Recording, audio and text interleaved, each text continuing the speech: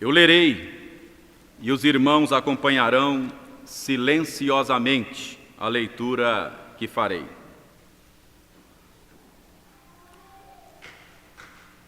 Ó Senhor, Senhor nosso, quão magnífico em toda a terra é o teu nome, pois expuseste nos céus a tua majestade.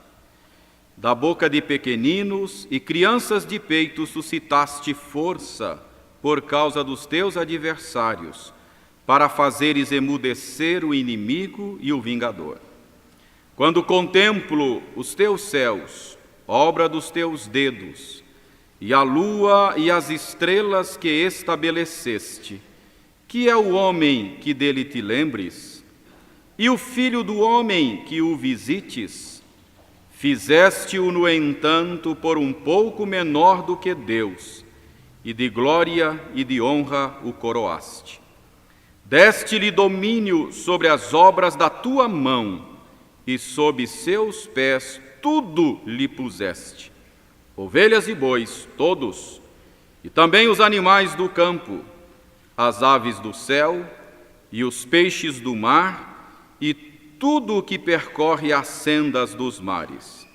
Ó Senhor, Senhor nosso, quão magnífico em toda a terra é o teu nome.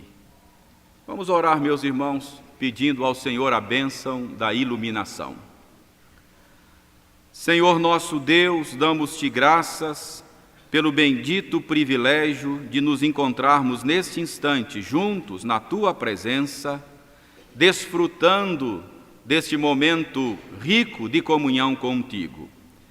E agora, Senhor, que vamos buscar no texto sagrado orientação para a nossa vida, instrução que possa nos nutrir, nós pedimos que tu queiras abrir os nossos olhos para que possamos contemplar as maravilhas da tua lei.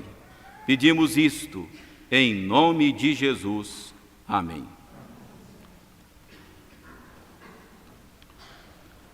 O que é o homem?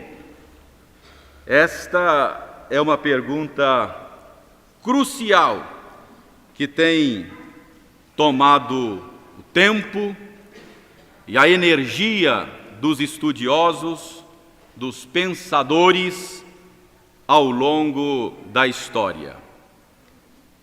E apesar de todo esforço, de toda variedade de pesquisa a respeito do homem, o que nós encontramos são confissões de ignorância a respeito do homem.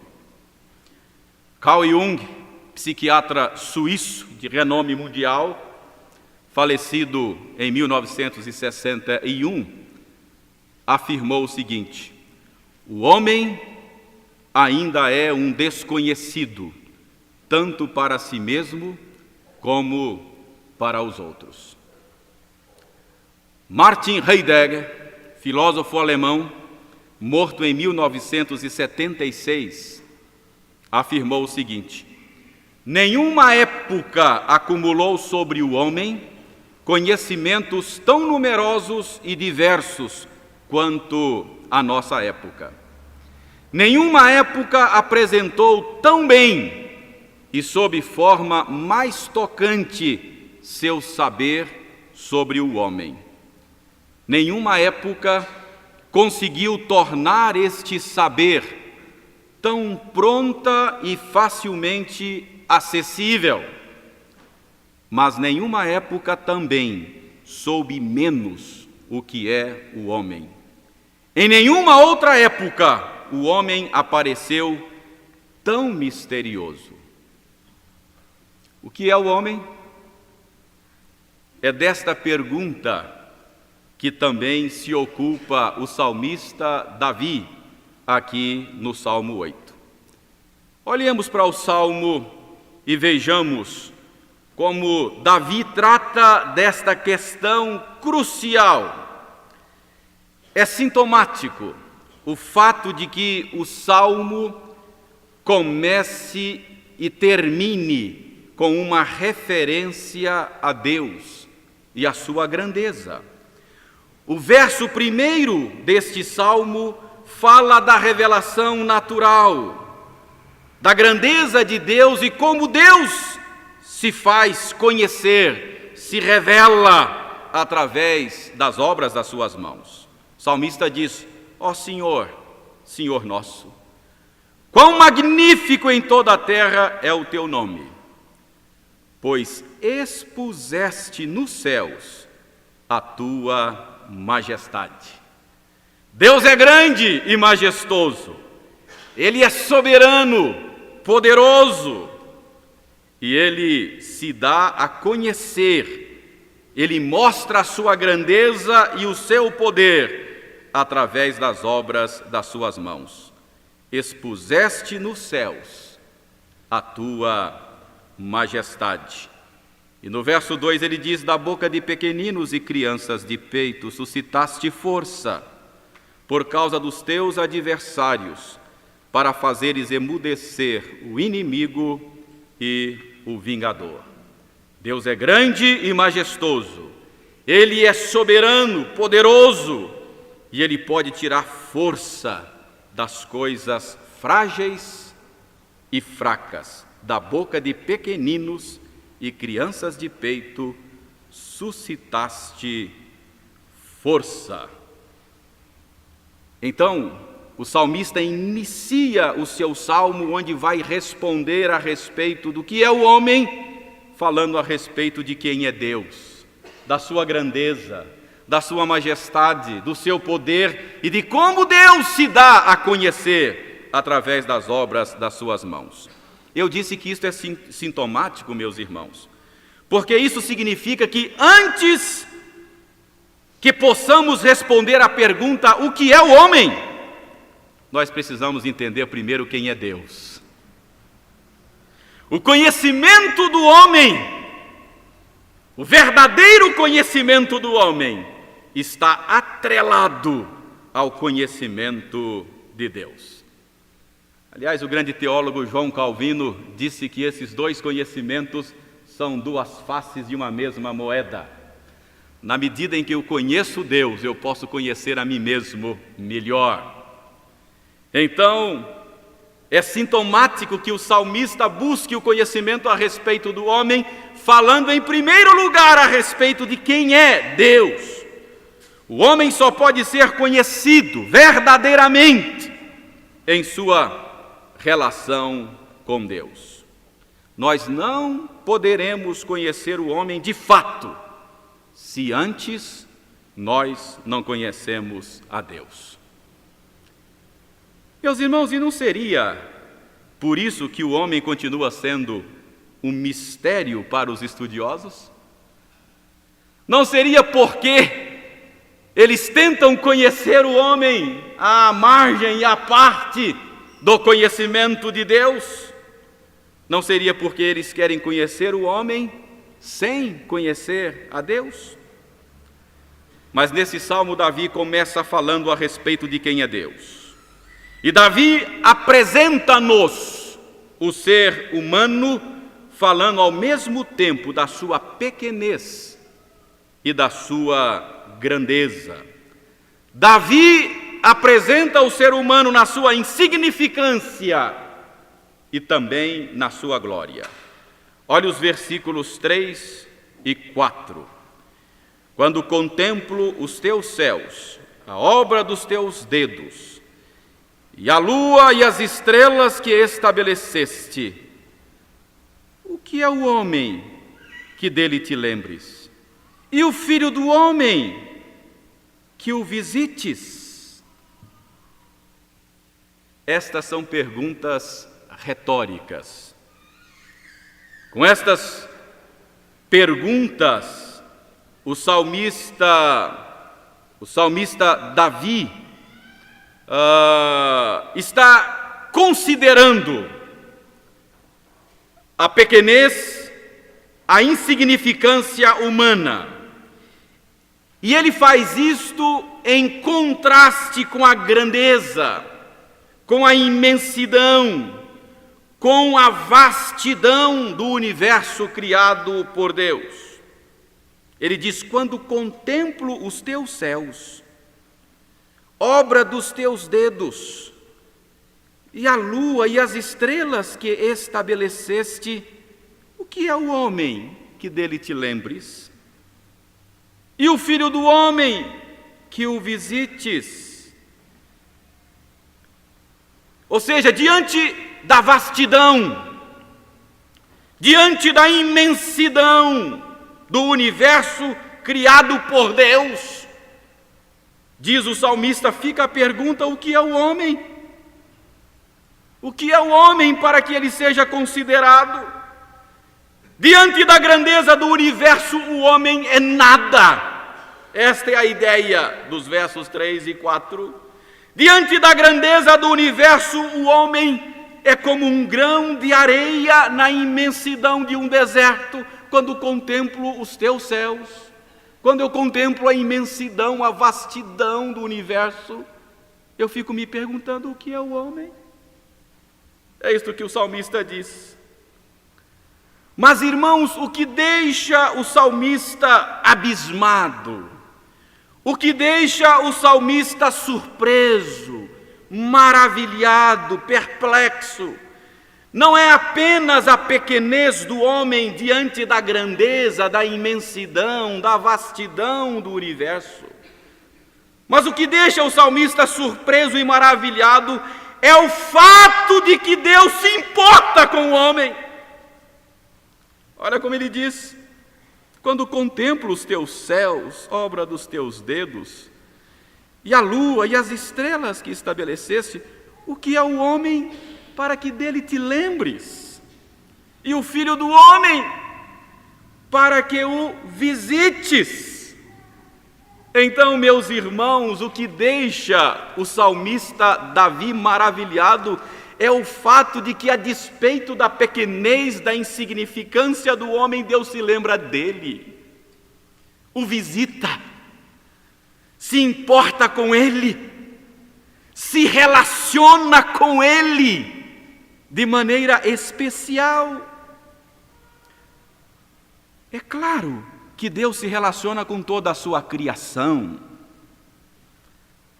mas nada que se compare com a comunhão que ele estabelece com o homem.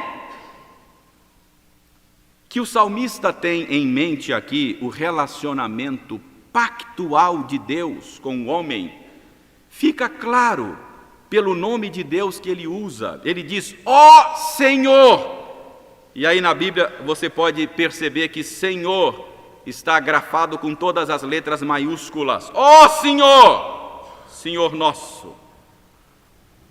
Os nomes de Deus na Escritura são meios de revelação de quem Deus é.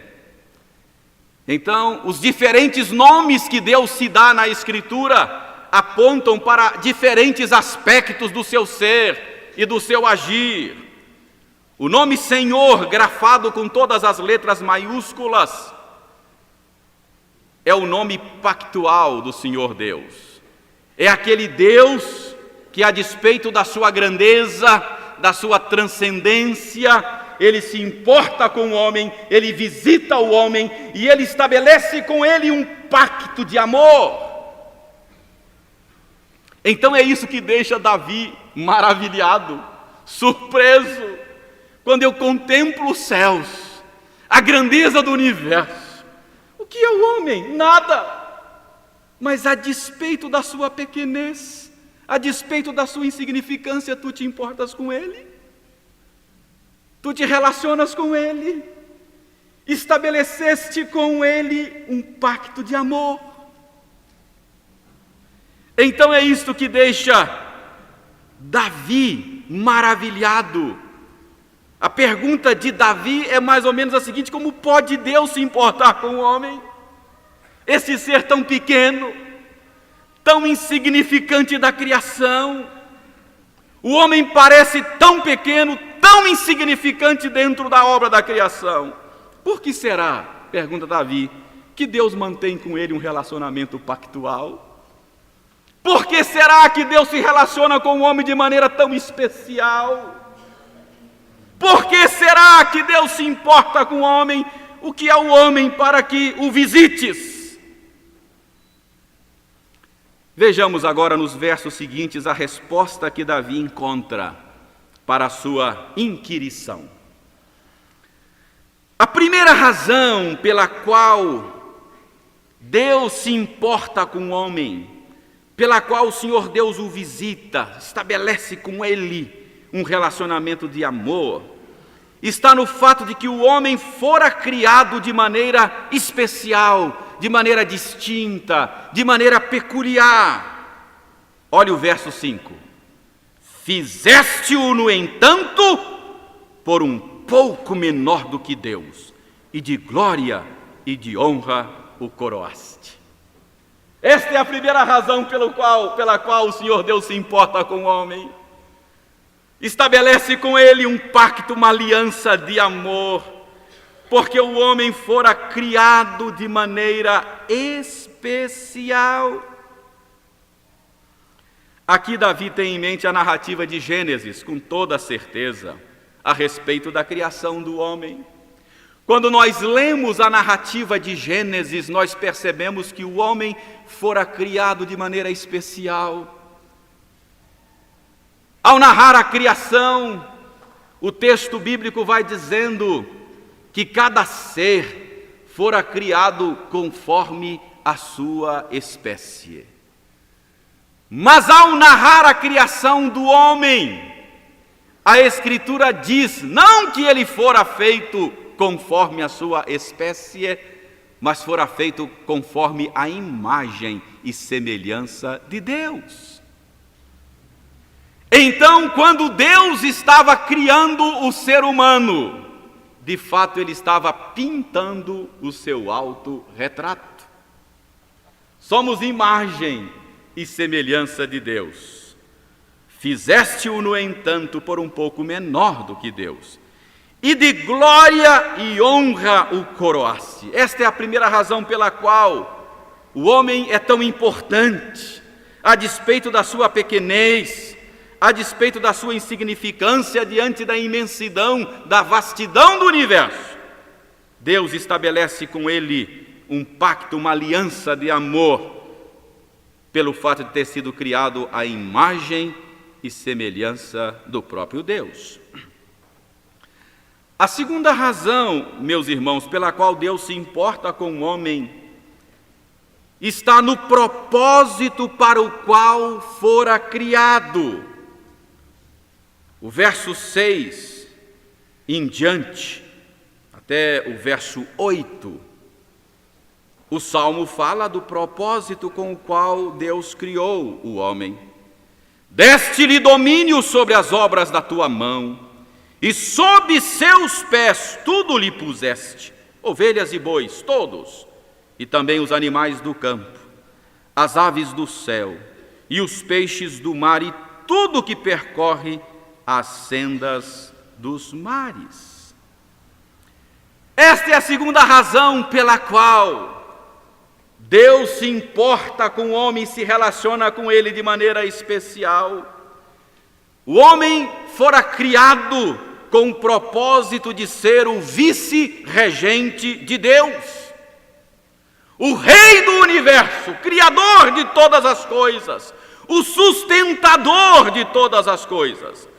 Fez o homem à sua imagem e semelhança, para que o homem pudesse reinar, dominar e governar o universo criado. Então ele foi feito como que um representante do rei, um vice-rei, um pouco menor do que Deus. Então foi com esse propósito, o vice-regente. O homem foi criado para reinar sobre o universo, com a autoridade de Deus e debaixo da autoridade de Deus. Esse era o propósito de Deus. Esse é o propósito de Deus. Foi o propósito de Deus na criação. Colocou o homem para ser o seu vice-governador, o seu vice-regente, para governar com a autoridade do Criador e debaixo da autoridade dele. E, meus irmãos, este domínio pode ser visto hoje, seja na fazenda, no campo, seja na cidade, na universidade, na fábrica, no laboratório. O homem está exercendo esse governo, esse domínio, sujeitando a criação. Não é assim? O homem na fazenda sujeita e domina a vaca. Tira o seu leite, faz aquele queijo mineiro gostoso, não é assim? Ou então a vaca é abatida, transformada num filé à parmegiana, não é assim? O homem sujeitando a criação. Ou então ela se transforma em couro para sapatos, cintos e bolsas. É o homem sujeitando a criação. O homem pega um rio, constrói uma hidrelétrica, gera, distribui energia elétrica. Você percebe o homem sujeitando a criação? Percebe a grandeza deste ser criado à imagem e semelhança de Deus?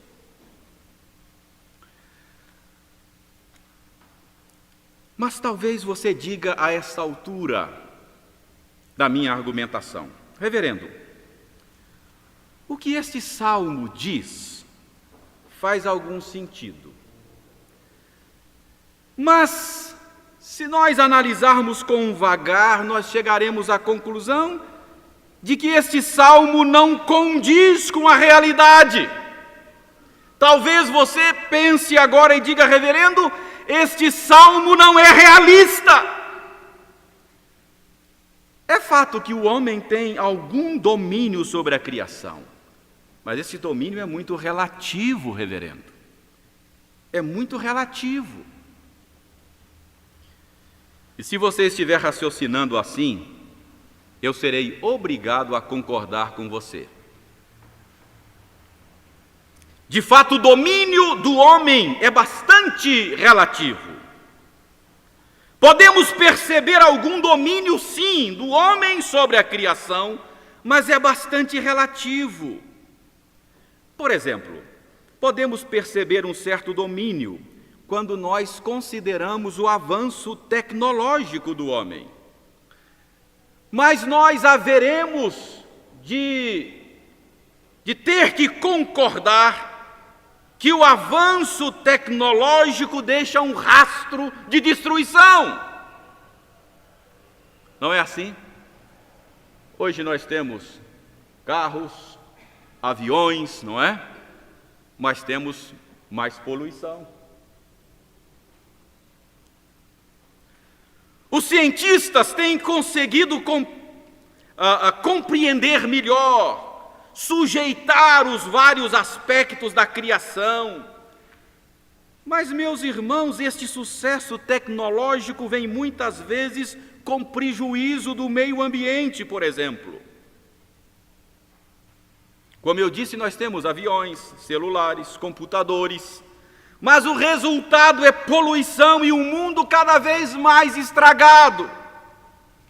Por um lado, nós melhoramos as coisas, mas por outro lado, nós pioramos. Conseguimos algum avanço na medicina, mas o resultado da descoberta de cada vacina acaba sendo o surgimento de um vírus ou de uma bactéria mais resistente. E nós que achávamos que tínhamos erradicado a febre aftosa no Brasil? Que domínio relativo sobre a criação?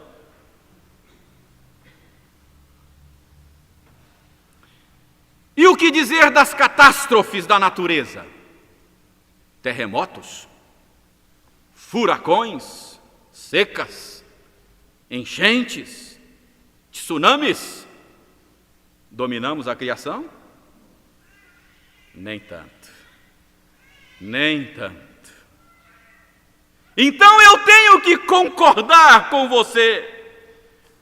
Muitas vezes não controlamos nada, não dominamos nada, somos controlados, somos dominados. Então este salmo não nos parece realista. Estamos com um problema agora. Estamos com um problema. Ou não temos um problema aqui? Eu fico com um problema agora.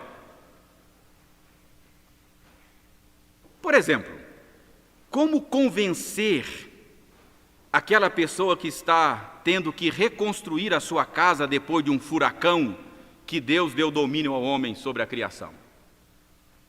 Uma pessoa assim vai pegar esse salmo e dizer: balela, não dá para acreditar nisso. Esse salmo não é realista. Como convencer aquele fazendeiro que está tendo que sacrificar o seu rebanho por causa da febre aftosa que ele, ser humano, tem domínio sobre a criação?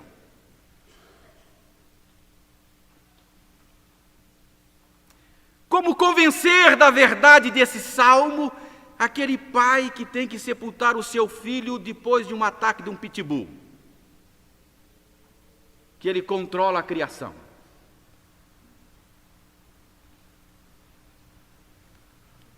Como convencer aquele que está lutando com uma enfermidade incurável, um vírus terrível, uma bactéria terrível, que nós controlamos a criação? Complicado, não? Este salmo é um tanto quanto irrealista. Mas, meus irmãos, eu creio que um intérprete inspirado pode nos ajudar a desatar este nó. O escritor de Hebreus interpretou esse salmo. Abra sua Bíblia na Epístola aos Hebreus, no capítulo 2. E aí no capítulo 2 nós temos uma citação desse salmo, verso 6. Antes, alguém em certo lugar deu pleno testemunho dizendo: que é o homem que dele te lembres? Ou o filho do homem que o visites? Fizeste-o por um pouco menor que os anjos, de glória e de honra o coroaste, e o constituíste sobre as obras das tuas mãos. Todas as coisas sujeitastes debaixo dos seus pés. Notem, meus irmãos, que o escritor de Hebreus faz uma citação desse Salmo 8 de maneira positiva. Ele aprova a ideia do Salmo, ele concorda com o salmista de que Deus sujeitou todas as coisas ao homem. Mas vamos ver agora a explicação que o autor de Hebreus dá. Ele confirma o ensino do Salmo, dizendo que se o Salmo diz que Deus sujeitou todas as coisas ao homem, isto significa que nada, absolutamente nada ficou fora do domínio do homem. Olha a segunda parte do verso 8 do capítulo 2 de Hebreus. Ora, desde que lhe sujeitou todas as coisas, nada deixou fora do seu domínio. Mas espera aí, reverendo, o autor de Hebreus está complicando mais a coisa. Ele está citando o Salmo de maneira a concordar com a ideia do Salmo que nós estávamos achando irrealista. E agora ele diz que de fato nada ficou fora do domínio do homem. Mas o verso 8, final do verso 8, há um porém. Ele diz no final do verso 8: agora, porém, ainda não vemos todas as coisas a ele sujeitas. Que consolo! Começando a entender. Isso aqui traz alívio para o meu coração.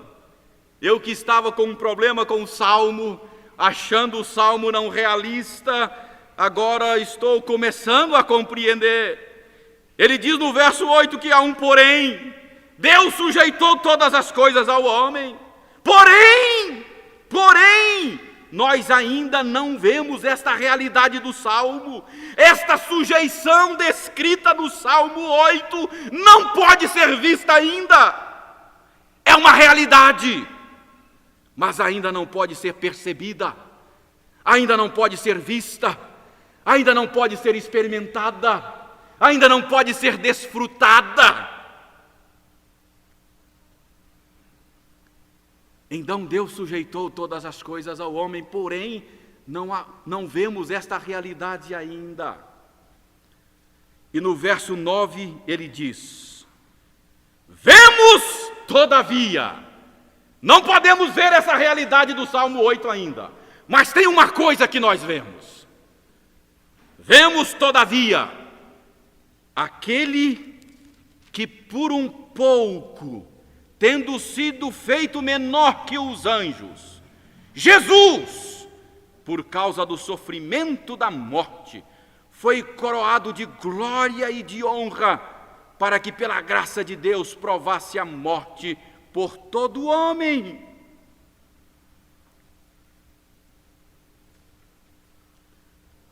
Não vemos a realidade do Salmo 8 ainda.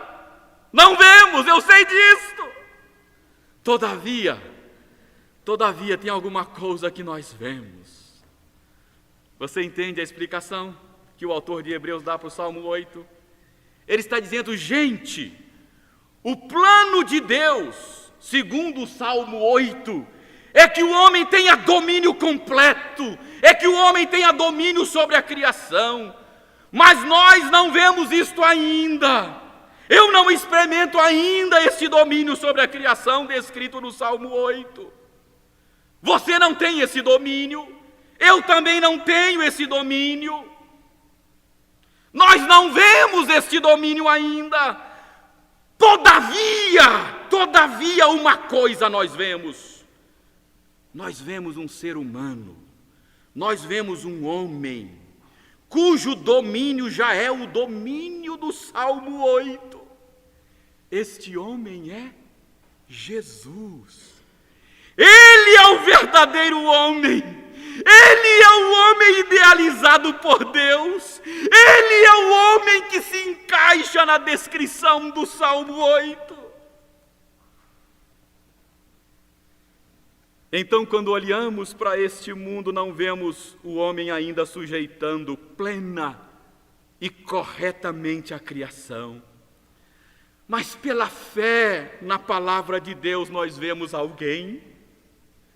Pela fé na palavra de Deus nós vemos alguém que é homem como nós, dominando, controlando o universo. Nós vemos Jesus. Não vemos ainda esta sujeição do Salmo 8, mas vemos alguém pela fé, um homem, o homem ideal, verdadeiro, sujeitando todas as coisas.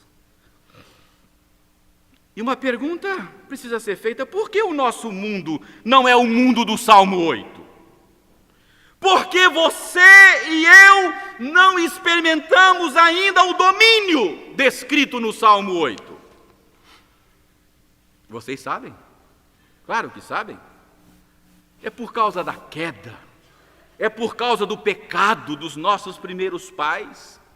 Em Gênesis nós lemos que Deus criou o primeiro homem, Adão, à sua imagem e semelhança, coroando-o de honra e glória, deu a ele domínio sobre a criação, para que ele pudesse, com a autoridade de Deus e debaixo da autoridade de Deus, reinar, sujeitar, dominar o universo. Mas o homem não quis isto. Ele não quis estar debaixo da autoridade do Criador. Ele preferiu proclamar a sua autonomia, a sua independência de Deus. Ele quis definir o seu próprio rumo, a sua própria moralidade. Acreditou na palavra do tentador, achando que fora de Deus ele seria mais humano, ele seria melhor. E ao fazer isto, ironicamente, ele se tornou um ser humano pior. Aliás, nós nos tornamos sub-humanos, na busca louca, desenfreada da nossa independência, da nossa liberdade, nós nos tornamos escravos. E aqueles que foram feitos para dominar, são dominados hoje.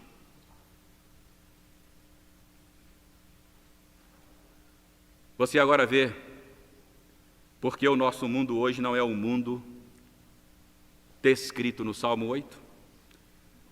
Você entende agora porque o nosso mundo é tão horrível? Você entende agora a razão de todos os nossos problemas neste mundo mau? Agora vejamos em Hebreus capítulo 2 ainda. O autor de Hebreus nos revela sobre Jesus algumas coisas muito importantes. No verso 9 nós lemos que Jesus, a exemplo de Adão, foi feito também por um pouco menor do que os anjos. Se você observar o capítulo 1 da Epístola aos Hebreus, o escritor de Hebreus diz que Cristo é maior do que os anjos. Mas agora no capítulo 2 ele vai dizer que Jesus foi feito por um pouco menor do que os anjos. Essa é a maneira de falar da encarnação do Senhor. Aquele que é Criador supremo de todas as coisas, se tornou humano, assumiu a natureza humana, veio a este mundo, entrou na nossa história e foi feito por um pouco menor do que os anjos.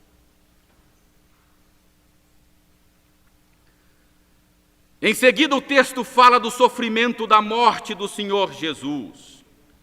Diz que ele foi feito menor que os anjos, verso 9, por causa do sofrimento da morte, foi coroado de glória e de honra. Esta expressão, sofrimento da morte, fala da obediência do Senhor Jesus. Ele foi obediente até a morte e morte de cruz. Ele foi diferente de Adão. Adão proclamou unilateralmente a sua independência, proclamou a sua autonomia de Deus, mas Jesus não. De maneira contrária a Adão, Jesus foi obediente, se submeteu, se sujeitou à autoridade do Pai. E é bom que nós deixemos claro que Jesus obedeceu numa situação muito pior. Adão foi testado numa situação ideal. Ele foi colocado num mundo perfeito. Mas Jesus não. Jesus foi colocado no mundo corrompido, amaldiçoado, no mundo pecaminoso, complicado. Qual foi o mandamento para Adão? Não comer da árvore do conhecimento do bem e do mal. Qual foi o mandamento para Jesus? Beber o cálice da ira de Deus. Adão desobedeceu, mas Jesus obedeceu. Sorveu até a última gota do cálice da ira de Deus. E por causa disso, diz o escritor de Hebreus, foi coroado de glória e honra. E mais, Adão levou consigo toda a raça humana para a condição miserável que contemplamos o mundo hoje. Paulo diz que, a Bíblia diz que fomos criados, o Salmo 8 diz que fomos criados e coroados de glória e honra. Mas Paulo diz, escrevendo aos Romanos, que todos pecaram e foram destituídos desta glória na qual foram criados. Mas agora Cristo faz o caminho inverso. Diz o verso 10 de Hebreus 2, que ele conduz muitos filhos à glória. Criados em glória, perdemos a glória em Adão e agora recuperamos a glória em Cristo. Então, Jesus Cristo conduz muitos filhos à glória, isto é, a condição descrita no Salmo 8. É por isso que Paulo chama Jesus de o último Adão, o segundo homem. Ele está recriando a humanidade. Em Adão, nós, de certa forma, perdemos a nossa humanidade, nos tornamos sub-humanos. Mas em Cristo, nós temos a nossa humanidade de volta. E esta nova humanidade reinará, sujeitará e dominará com Ele a nova terra. Você entende agora que a situação descrita no Salmo 2 ou no Salmo 8 é a situação idealizada por Deus. Perdida em Adão, mas reconquistada em Cristo. Fomos criados para dominar, para sujeitar, não para sermos dominados e sujeitados como hoje. O que é o homem? O Salmo 8 responde: mas o homem, como conhecemos hoje, não é o homem do Salmo 8. Mas também o homem, como conhecemos hoje, não é o homem verdadeiro. O homem, como conhecemos hoje, é um ser sub-humano. Todos nós estamos vivendo um nível de vida muito aquém do nível de vida para o qual fomos criados. Todos nós somos hoje menos do que Deus idealizou para nós. Você pode ser uma pessoa muito bonita, você pode ser uma pessoa muito inteligente, você pode ser uma pessoa muito capaz, você pode ser até uma pessoa moralmente respeitável, mas deixe-me dizer uma coisa: você é muito pior do que Deus idealizou. Todos nós somos. Todos nós somos muito piores do que Deus idealizou. Você nem sequer imagina o quanto você e eu somos estragados. Nós fomos coroados de glória e honra na criação, mas estragamos tudo. Quando eu olho para a corrupção em Brasília, quando eu vejo a violência nas ruas da cidade, quando eu contemplo a injustiça social, crianças no farol, gente morrendo de frio e de fome debaixo dos viadutos, quando eu olho para mim mesmo, que fui feito para dominar e não consigo muitas vezes dominar nem sequer a mim mesmo, fica claro então que a glória da humanidade se foi. Perdemos a nossa dignidade, nos tornamos sub-humanos, mas em Cristo esta glória está sendo recuperada. Está. Quem está em Cristo está sendo transformado de glória em glória, segundo a imagem de Cristo, o homem verdadeiro, o homem perfeito. E quem está fora de Cristo está se tornando cada dia menos humano. Cada pecado é uma nova declaração de independência de Deus. E fora de Deus perdemos cada vez mais a nossa humanidade, a nossa dignidade. Vocês já perceberam como o pecado degrada a pessoa, tira a sua dignidade? Todos nós certamente conhecemos pessoas que foram degradadas pelo pecado, perderam completamente a sua dignidade, se tornaram verdadeiros trapos humanos, criados para dominar e são dominados.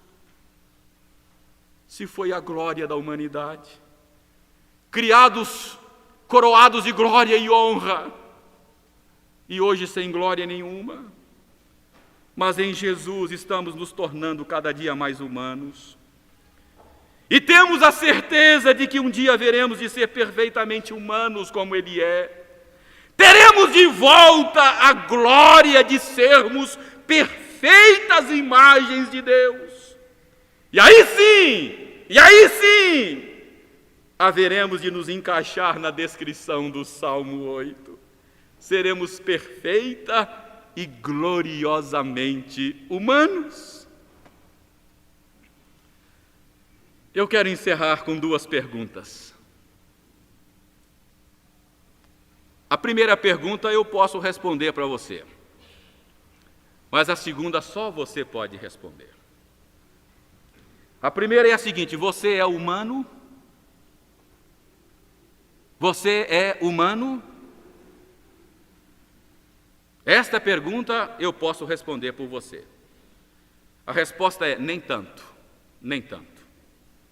Todos nós somos menos humanos do que deveríamos ser. E eu posso responder por você porque eu tenho revelação bíblica. Todos pecaram e destituídos foram da glória de Deus. Então eu posso responder por você: você é menos do que deveria ser. Todos. Mas a segunda pergunta eu não posso responder para você. Só você pode responder. Você está reconquistando esta glória? Está sendo reconduzido à glória? Ou você está caminhando para a degradação total? Esta pergunta só você pode responder. A primeira eu pude responder porque a Bíblia diz que todos foram destituídos da glória. Mas quanto à recuperação da glória, a Bíblia diz que Jesus está conduzindo todos à glória? Não, muitos filhos à glória. Nem todos estão sendo reconduzidos à glória. Então, só você pode responder. Você está sendo reconduzido à glória? Que Deus tenha misericórdia de nós. Amém. Ouçamos atentamente o conjunto coral enquanto cantamos.